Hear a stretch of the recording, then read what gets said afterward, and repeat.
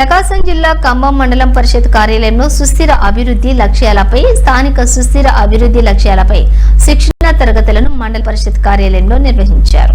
ఈ సందర్భంగా వారు మాట్లాడుతూ ఈ శిక్షణ తరగతులు సర్పంచులకు, పంచాయతీ కార్యదర్శులకు, సచివాలయాల సిబ్బందికి, మండల స్థాయి అధికారులకు బ్యాచ్లుగా 2 రోజులు శిక్షణ తరగతులు నిర్వహిస్తున్నట్లు వారు తెలిపారు.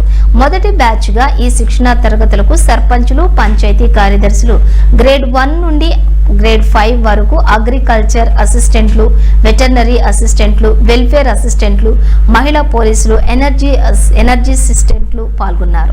ఈ శిక్షణ తరగతులకు మండల స్థాయి అధికారులు, ఇంజనీరింగ్ అసిస్టెంట్లు, డిజిటల్ అసిస్టెంట్లు, ఏఎన్ఎంలు, సర్వే అసిస్టెంట్లు, ఏఎన్ఎం విఆర్ఓలు పాల్గొన్నారు. Of law, that campus girls education, protection, health and development, and prevents them from realizing their dreams. Therefore, I pledge to make every ఇప్పుడు దేనికి ఉపయోగిస్తున్నారు గ్రామాలు యాజ్ ఎ వెల్ ఎడ్యుకేటెడ్ కూడా చాలా ఇంట్లో అవి సక్రమంగా నిర్వహించట్లేదు.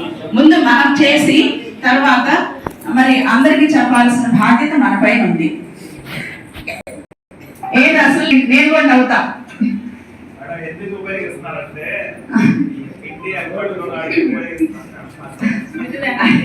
అవి చిన్న చిన్న చక్కగా ఇంత ఉండేసరికి అందరూ పిండి కూడా పోస్తున్నారు, కొంతమంది నీళ్లు పట్టుకుంటున్నారు, కొంతమంది అవి అనేకమైన కార్యక్రమాలు చేస్తున్నారు. కానీ చెత్త ఉపయోగించట్లా.